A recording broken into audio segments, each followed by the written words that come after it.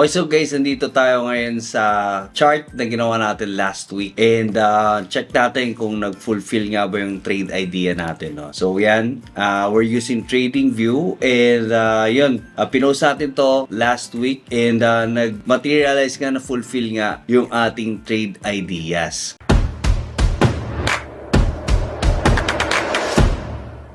Hi, I'm Paul of Moneytech PH, and in this video, I want to show you kung paano nga ba tayo naging profitable sa Forex trading. So guys, I'm using this platform, TradingView, and you can download this in your desktop or with your mobile phone. So nandyan na rin yung link niyan sa may description box below para hindi na kayo mahirapan pa. And if you are into Forex trading talaga, I highly recommend this platform and you might want to get the premium kasi napakarami nilang features na talagang very useful and will make you profitable with your trading. So first, paano nga ba yung ginagawa ko with my trading? So, syempre, I'm using this tool para makapag-chart and to check yung mga previous price history nito. No? So, what I always do to start my day is check yung asset na gusto ko i-trade and also yung asset na talagang sinusundan ko. Like, for example, itong USD/JPY, which is a major currency. And what I do is that I go to higher time frames. Like, I go with the daily time frame. Yan. So, bear lang muna, no? So, bear lang muna and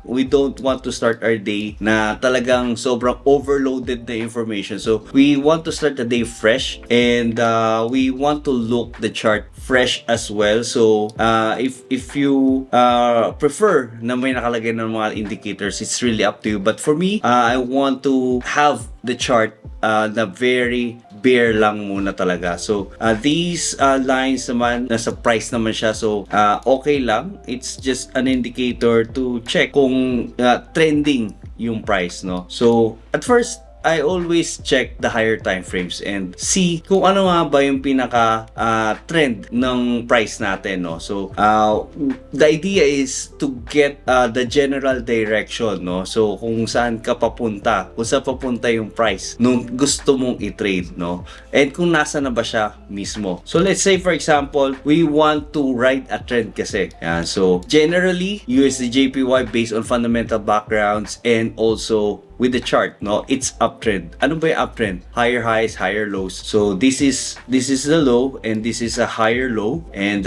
this is the high and this is the higher high. So it makes sense that it may still go up here. And since nandito na rin lang naman tayo, we might wanna check kung nasa na ba siya mismo. So, nasa major resistance level na rin siya. And based on the previous history nito na pumunta siya doon sa level na yun, no? Bumagsak siya. So, we might wanna be cautious here. So, we can look for sell opportunities for the meantime. Yan, we can wait here na kung mag-break siya, we want to enter dun sa retest niya, no? That's the general direction that we want to get, no? And yan, so clear lang muna natin siya. Yan, remove muna natin yung drawing. So we have the basic or we have the general direction in mind dun sa higher time frame. So we wanna go to lower time frame. Yan. So, ano nga, mas marami kasing action dito. Kumbaga, mas maraming formation, structures kapag bumababa ka ng mga time frame. So,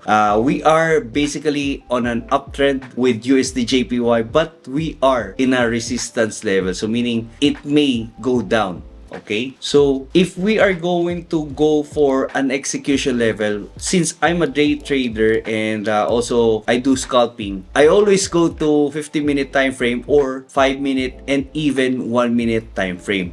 So it really depends with the volume. Okay? So yun yan, nasa major resistance level tayo on a higher time frame. But as you can see, meron pa siya itataas and there's an opportunity for us to buy here. Okay, so this is where we want to execute our trades and form our biases. So since the general direction is buy, we want to look for buy setups only. So if there's no setups or there's no opportunity, then we can move on to other pairs. So since napakarami naman na pwede nating i-trade, we can always look for another setup. So that's the sense of our process. No? So we look for the general direction from the higher time frames, then we look for the setups and execution on the lower time frame. So if there's no setup based on our bias, we can always do counter trend, but it's risky. So we can actually just move on and look for another setups or assets that correlates with our biases, no? So the next thing that we want to do is to check for the fundamental background ng ating iti-trade. So we want to stay updated with the news na nilalabas. So we go to forexfactory.com. This is a very reliable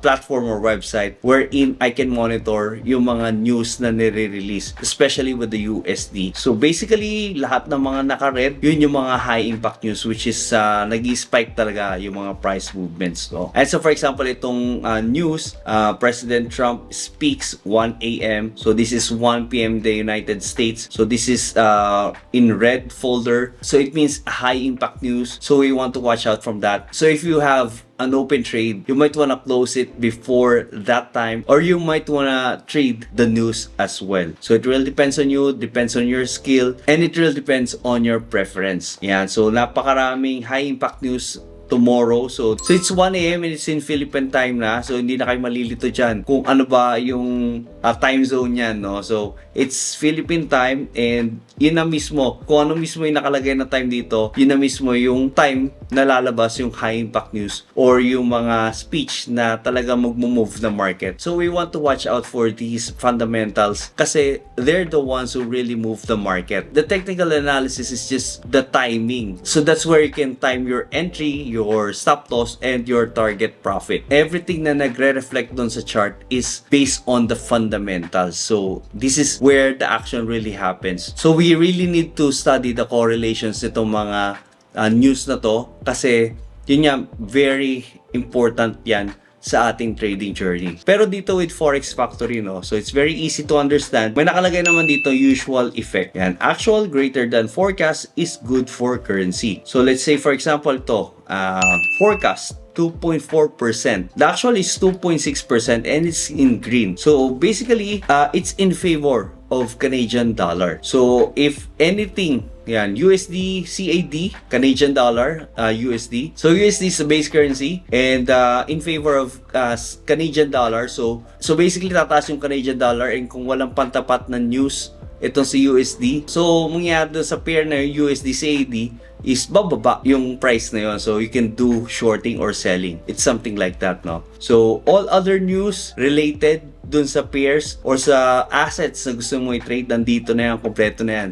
So forexfactory.com, you can just read here, and also you can watch the news online, YouTube, or you can watch other traders trade as well, and how they can correlate things, how they execute their trades. I highly recommend that you do your own research as well. Yun, syempre, time limited tayo, pero syempre, we do our best effort to trade if we really want to take this path. And we want to educate that you trade on your own kasi that's really sustainable if you are improving on your own. And also, paano kung wala na yung nagbibigay sa'yo ng signal or wala na yung nagbibigay sa'yo or huminto na sa pagtitrade yung nagbibigay sa'yo ng idea, you're really profitable with trading, masasayang naman. So I highly recommend that you do your own research as well, you do your own trading. Okay, so with that, we introduce the technical analysis and fundamental analysis on how you can do this on your own. There's really no shortcut. You just need to give your best effort on how to understand these things. Like what I said,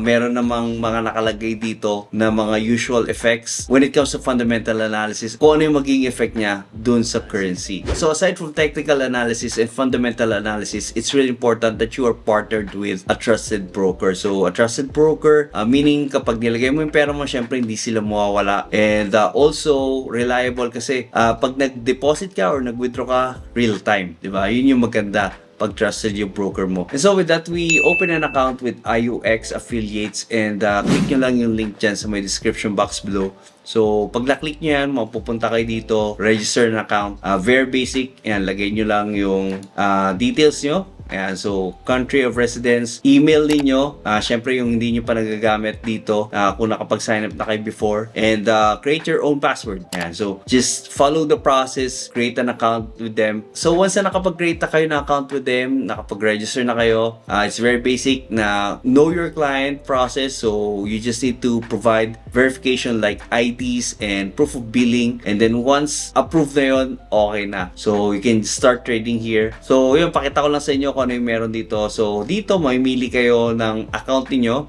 kung ano yung gusto nyong gamitin. So with Standard Plus, Raw, Pro, Demo, and I highly suggest that you start with standard, and here you'll get $30 bonus. So di pa kayo nag-start, this is a no deposit bonus and you can start trading. So yan, explain ko lang yung $30 bonus, no? So yan, 30 USD no deposit bonus, instant $30 bonus will be automatically credited to your account when opening a welcome account. You can trade with this bonus. Yung profits nyo, yun yung pwede nyo withdrawin. And here, you'll get maximum withdrawal of 150 USD. So, syempre may limit. And spread starts 0.2 pips. Leverage up to 3,000. Swap free status and commission free. So, dito, libre po muna $30. $30, pwede pa pang trade yan. Pwede na. So, wag lang kayo masyadong maging greedy kasi talaga mo-ubus yan, wipe out talaga yan kasi mabilis lang yan, $30 na yan. Pero kung tsatsagay nyo, talagang pwede na kayong kumita dyan. So, once na kumita na kayo, $30, sabihin natin naging 100, 200, 300, withdraw na kayo, and then lipat nyo ng account syempre para wala ng maximum withdrawal na 150.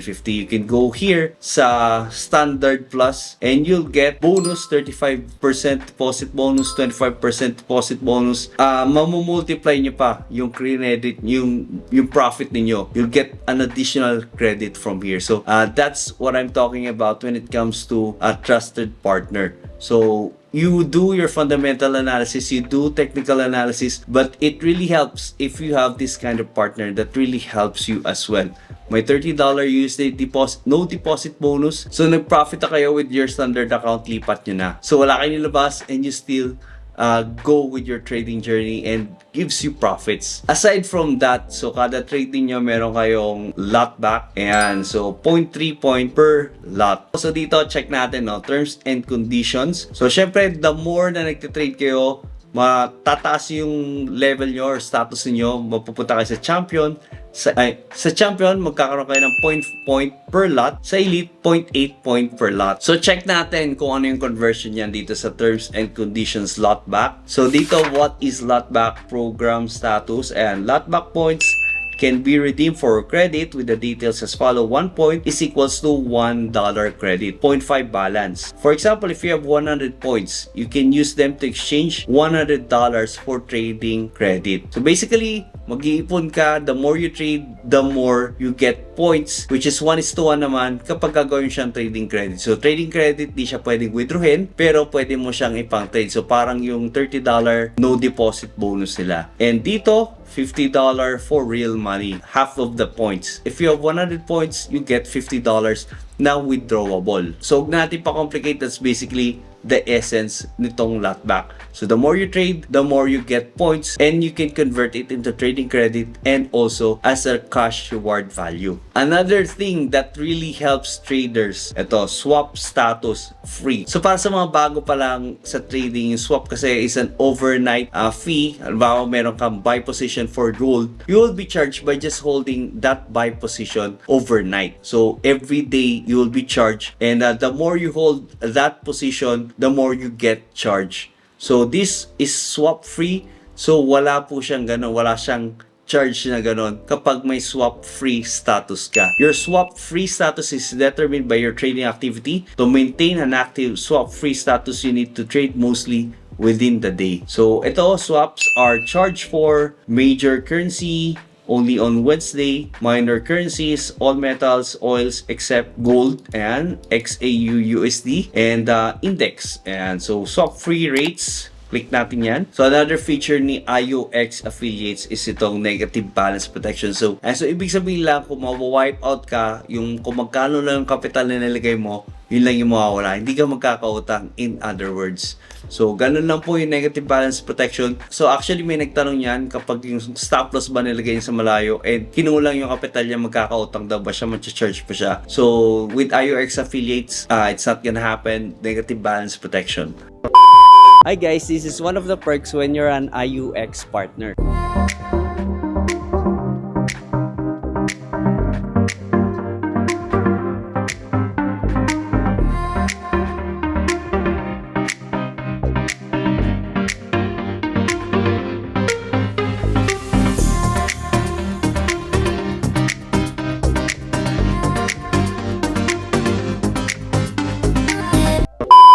Ayan, so check natin itong deposit nila. So dito, scroll down lang kayo, check itong, click nyo lang itong deposit, and you can select the account and then click nyo lang yung next. By the way mga teka, they have a minimum deposit which is 500 pesos. Ayan, so click nyo lang yung next. You can actually deposit using your GCash or Maya. So yan, pwede nyo click yung GCash. Yan, pinakamadali, syempre. And then from here, just follow the process and mapupunta na nga po yun sa ating account. Okay, so one last thing, itong trade program, basically, you just need to download this kapag ginagamit nyo yung desktop. Ayan, IUX, WebTrade, and pwede na kayo mamili dyan, MT5. And so directly kapag in-install nyo yan, you just need to log in using your username and password. So same thing with IUX Uptrade, available for iOS and also for Android. Okay, so one last thing, kapag funded na yung account niyo, just click this open trading platform and you can directly trade here sa kanilang platform. So you can just